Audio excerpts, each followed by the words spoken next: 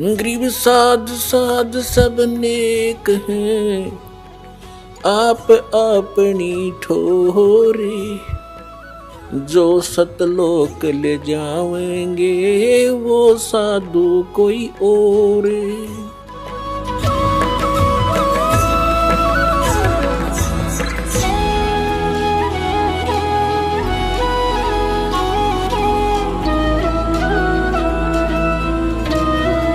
लोगों का मानना है कि कबीर जी के 2 बच्चे कमाल व कमाली थे तथा उनकी पत्नी भी थी।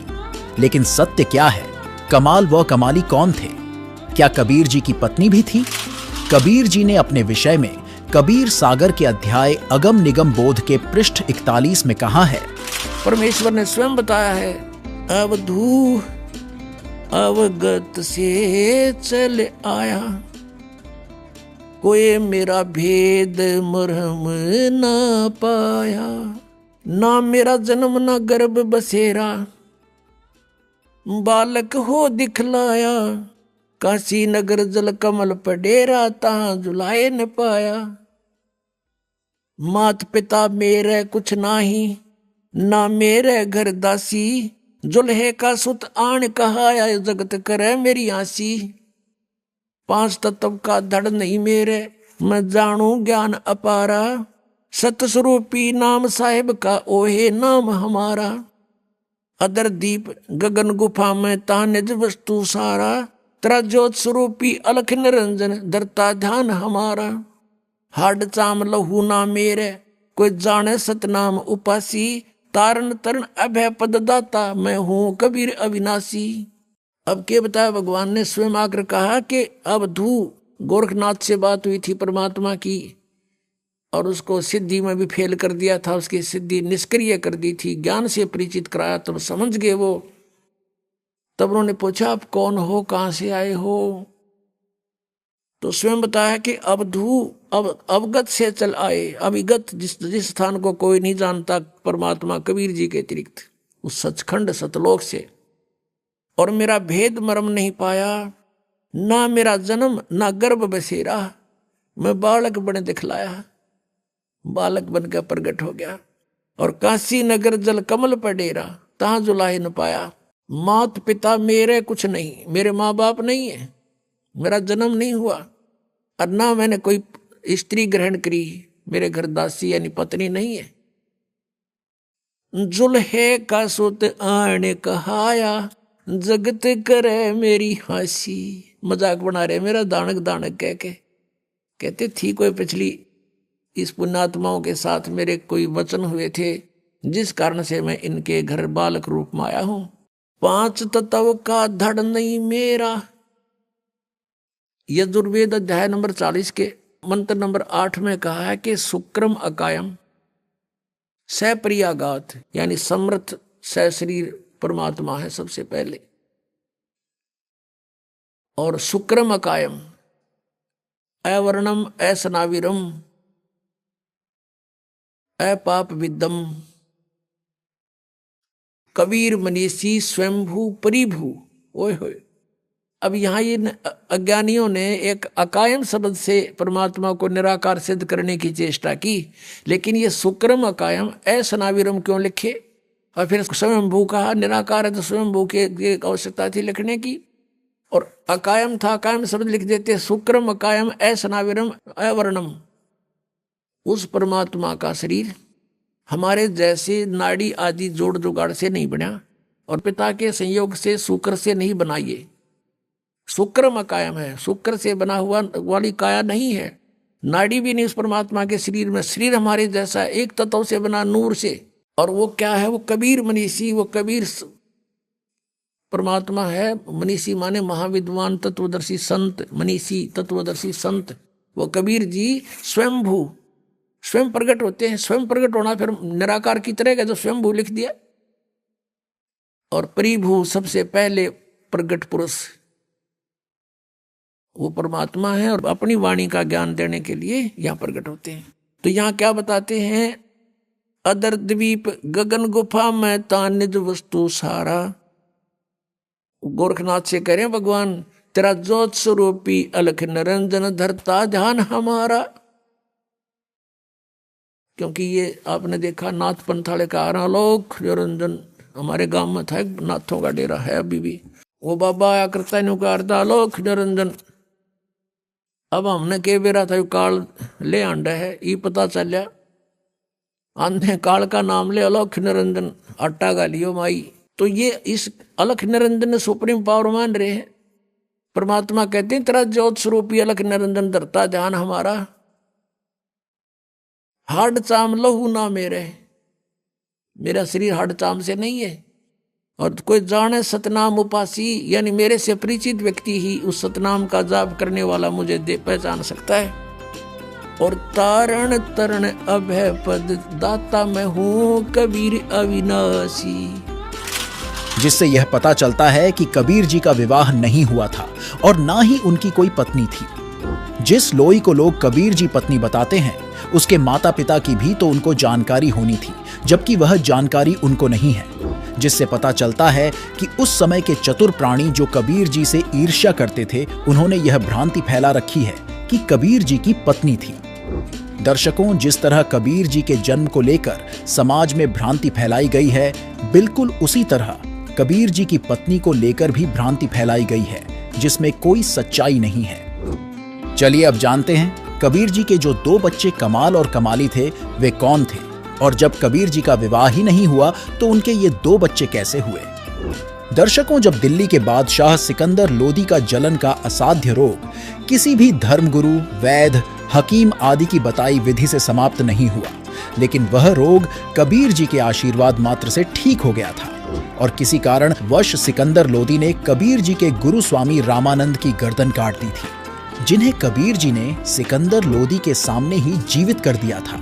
और इन चमत्कारों को देख और कबीर जी के ज्ञान को सुन सिकंदर लोदी ने कबीर जी को गुरु बना लिया और उसने कबीर जी से दिल्ली चलने के लिए प्रार्थना की, तो कबीर साहिब जी प्रार्थना स्वीकार की और काशी से दिल्ली को चल दिए। इससे सिकंदर लोदी का धार्मिक पीर शेख तकी कबीर जी से ईर्ष्या करने लगा और सिकंदर लोदी से कहने लगा कि मैं दिल्ली जाकर जनता को बता दूंगा कि राजा काफिर हो गया है, यह हिंदू को गुरु बना लिया। इसके आगे सुनिए संत रामपाल जी महाराज जी का आध्यात्मिक सत्संग। जो धार्मिक उसका गुरु था मुसलमान शेख तकी, वो कबीर जी से ईर्ष्या करने लग गया कि तेरी रोजी रोटी जावेगी। राजा का ज्यादा इसमें प्रेम बढ़ गया। वजीर और फकीर आपस में ईर्ष्या करे बिना रहा ना करें, तो बहुत ज्यादा ईर्ष्या करने लग गया। उसने सोची कबीर जी को नीचा दिखाऊं, अब किसी तरह कबीर जी को राजा की दृष्टि से गिरा दूं इसको। ऐसे अवसर की खोज करने लगा। एक दिन राजा सिकंदर लोदी कबीर परमेश्वर जी को साथ लेकर काशी से लौट रहे थे, बनारस से दिल्ली आ रहे थे। शेख तकी भी साथ था। एक दरिया पर पड़ाव डाला रात्रि बिताने के लिए। तो उधर से शेख तकी ने अपना बेरुखी दिखाई राजा के प्रति। राजा ने कारण पूछा तो उसने बताया कि तूने तो अब मुसलमान की छोड़कर हिंदू गुरु बना लिया, सारे मुसलमानों को कह दूंगा राजा मुसलमान नहीं है, अब हिंदू हो गया है, ये काफिर हो गया है। राजा को पता था कि इसने एक बार मुसलमानों को कह दिया सब मेरे से विमुख हो जाएंगे, मेरा राज्य जाएगा, सब इसकी मुट्ठी में है। तभी सिकंदर लोदी शेख तकी को इसलिए साथ रखता था कि कम से कम इसका मुंह चुप रहे, ये ठीक रहा रहे और सब समाज मेरे साथ रहे मुसलमान।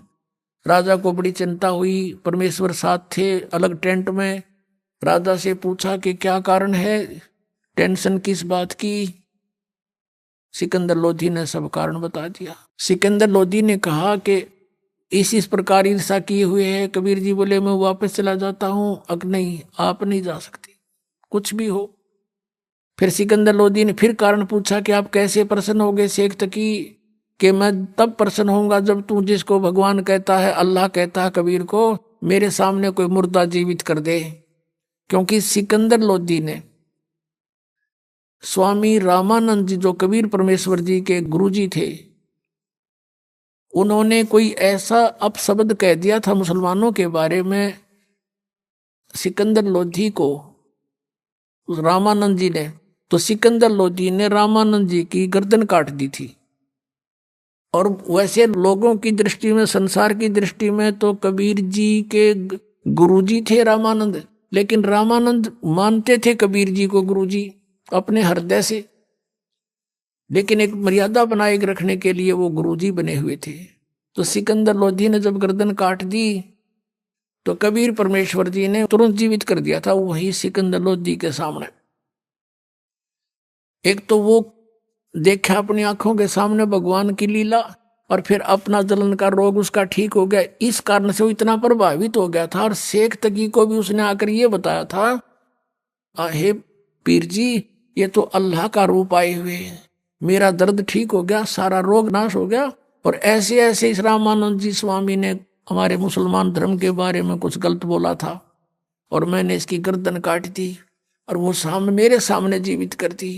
ये तो अल्लाह का स्वरूप है, ये तो खुद मालिक आए हैं।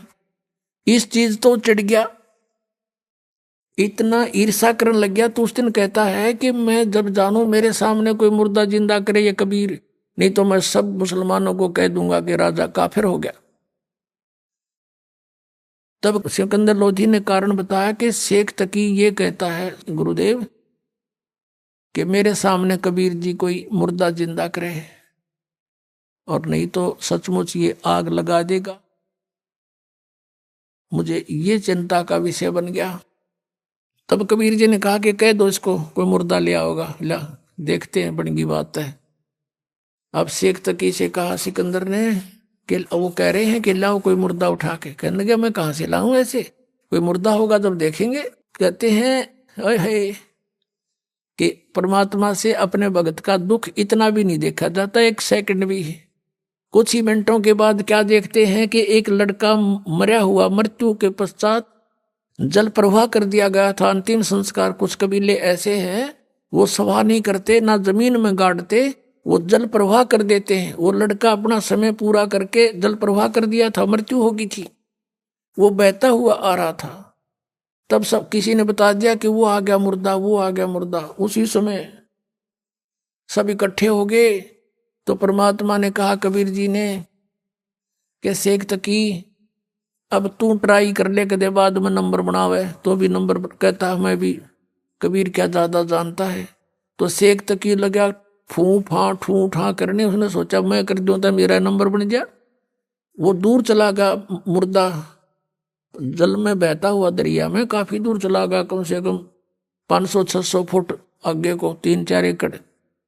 तब सिकंदर को कहता शेख तकी कि ये न्यू चाव था कबीर कि किसी प्रकार ये मुर्दा आगे को चला जाए, इसलिए मुझे लगा दिया इसमें। ये कोई मुर्दा जीवित हो सकता है कभी? वो तो कयामत आवेगी जब होंगे। कबीर जी खड़े हुए और मुर्दा जैसे आगे बहकर चला गया था, वो शव बहुत दूर चला गया था, वहां से ऐसे हाथ किया, वो मुर्दा, वो शव वापस चल पड़ा अब स्ट्रीम में। जैसे जिधर से पानी बहकर जा रहा था वापस आ गया वो परमात्मा के पास। और परमात्मा ने कहा ये आत्मा कबीर हुक्म से इस मुर्दे में प्रवेश कर, जहां भी है वापस आ जा और बाहर आ जा तू 1 सेकंड में।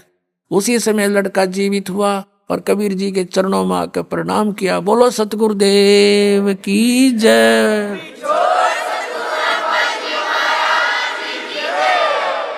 अब शेख तकी कहते दूने जो कहते हैं ना तेल पर छींटे लगे, उसके और ज्यादा ईर्षा बढ़ गई कि इसने जुल्म कर दिया, ये तो और ज्यादा हृदय में समा गया।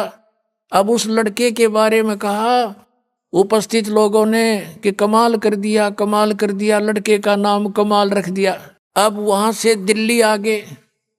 अब शेख तकी ने सभी मुसलमानों को इकट्ठा किया कि भी राजा तो धर्म प्रवर्तित करने वाला है, ऐसे ऐसे काफिर को हिंदू को साथ रखता है, और कुछ करो भैया। ये मुसलमान कहने लगे बोलो पीर जी तुम जो कहोगे हम वही करेंगे, कि चलो राजा के पास।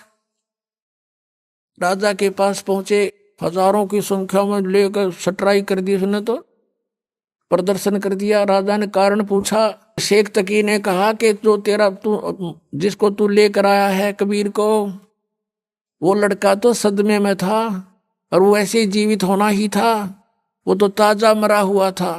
मैं जब जानू मेरी लड़की, अब वो लड़की जो थी राबिया, वो तीसरा जन्म शेख तकी के घर पर जन्म था और वो 12 वर्ष की होकर मृत्यु को प्राप्त हो गई थी। उसका खत्म हो गया था वो जीवन मनुष्य का, आगे मनुष्य जीवन शेष नहीं था। तो शेख तकी ने अपनी मुसलमान रीति से लड़की का अंत्येष्टि कर रखी थी, कब्र में दबा रखी थी। तो सिकंदर लोधी से कहा शेख तकी ने कि मैं जब जानू मेरी बेटी ने जीवित कर दे, यू कबीर इज गॉड, मैं मान लूंगा इसको, और नहीं तो हम बगावत करेंगे। अब फिर टेंशन बना दी। परमात्मा अंतर्यामी थे, वो तो सारी फड़क निकालने के लिए तो गए हुए थे। कबीर जी ने पूछा परमेश्वर ने सिकंदर जी से कि क्या हो गया राजन, कुछ मायूस नजर आ रहे हो। राजा ने सारी अपनी समस्या बताई। अब कहते हैं अपने भगत का दुख भगवान देख नहीं सकता। कहने लगा भी ठीक है, इसको कह दो शेख तकी को, आज से तीसरे दिन वह लड़की जीवित होएगी और आसपास डंडोरा पिटवा दो, प्रचार करवा दे राजा तुम, ताकि कदे 10-20 का मैं ना मानना ही हूं, सारा संसार देख ले। आसपास के बुनियादी मुनादी करा दी कि मुर्दा जीवित किया जाएगा। कबीर नाम के संत आ रहे हैं, बड़े महापुरुष पहुंचे हुए हैं। सिकंदर लोधी के जलन का रोग भी उन्होंने ठीक किया, क्योंकि राजा का रोग था, सबको चिंता थी। और वो स्वस्थ हुआ तो सब चर्चा का विषय हुए हुए थे कि वही संत आए या कोई आए जिन्होंने सिकंदर लोधी का रोग नाश किया। कहा वही आए। हजारों की संख्या में व्यक्ति वहां इकट्ठे हो गए। उस निश्चित समय पर कब्र को फुड़वा दिया गया। राजा भी उपस्थित है, सब मुसलमान भी हिंदू भी पता नहीं कितने को वहां इकट्ठे हो गए। और लड़की का शव कब्र के अंदर है। तब परमेश्वर ने कहा कि शेख तकी अब तू कर ले कोशिश, कर दे फिर नंबर बनावे। तो और उपस्थित जन कहने लगे जी जय शेख तकी के पास कोई जंतर मंत्र होता, अपनी बेटी ने कौन मरण दे, ये तो पहले ही कर लेता, आप ही करो कुछ। अब परमात्मा ने कहा कबीर जी ने कि हे शेख तकी की बेटी जीवित हो जा। वह जीवित ना हुई। दूसरी बार फिर कहा कि हे शेख तकी की बेटी जीवित हो जा, नहीं जीवित हुई। तो शेख तकी ने भंगड़ा पा दिया, नाचे कूद, देखो पकड़ा गया ढोंगी का ढोंग, देखो देखो कुछ नहीं हो सकता इससे। तीसरी बार परमात्मा ने फिर कहा, वह नहीं जीवित हुई। तब परमेश्वर ने कहा कि शेख तकी थोड़ी शांति रख, अखोरी शांति, पकड़ा गया तेरा ढोंग, देखो पाखड़ देखो पाखड़। तब परमात्मा ने कहा, हे जीवात्मा जहां भी है तू, कबीर हुक्म से वापस आ, प्रवेश कर बेटी के शरीर में, बाहर आ जा। 2 सेकंड में सारा शरीर कंपने लगा। लड़की उठ के परमात्मा के चरणों में दंडवत प्रणाम किया। बोलो सतगुरुदेव।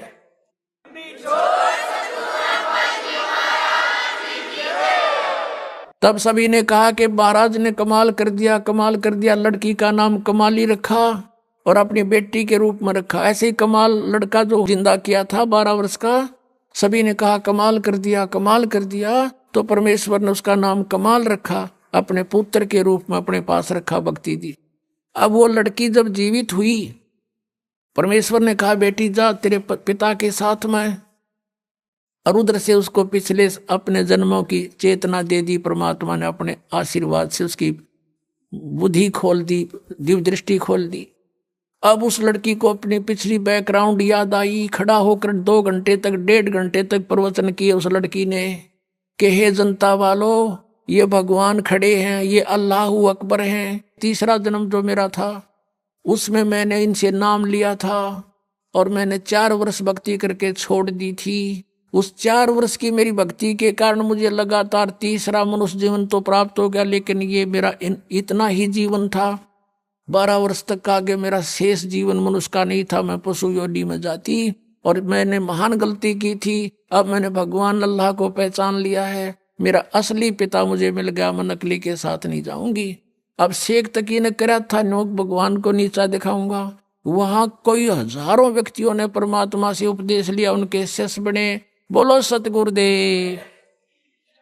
कहते हैं सतगुरु संगत छोड़ के चाहे लाख वर्ष जप कीन, इंद्री कर्म ना मोक्ष हुआ फिर काल के अधीन। उस आत्मा का फिर उद्धार हुआ जो भगवान के पुनर्चरणा मांगी। बोलो सतगुरुदेव।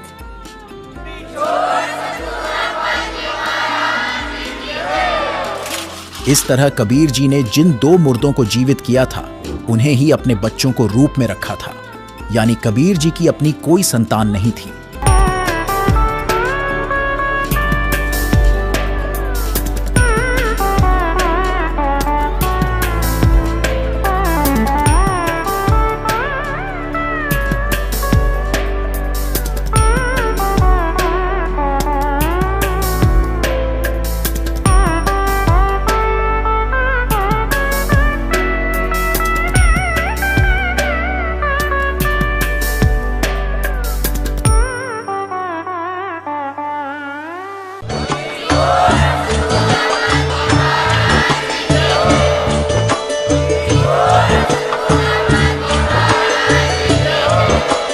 आप सुन रहे थे जगत गुरु तत्वदर्शी संत रामपाल जी महाराज जी के मंगल प्रवचन। अधिक जानकारी के लिए विजिट कीजिए हमारी वेबसाइट www.jagatgururampalji.org। संत रामपाल जी महाराज जी के शुभ आशीर्वाद से पूरे विश्व भर में 500 से भी ज्यादा नाम दीक्षा केंद्र हैं, जिन पर संत रामपाल जी महाराज जी द्वारा ऑनलाइन निशुल्क नाम दीक्षा दी जा रही है। अपने नजदीकी नाम दीक्षा केंद्र का पता करने के लिए संपर्क करें 8222880541।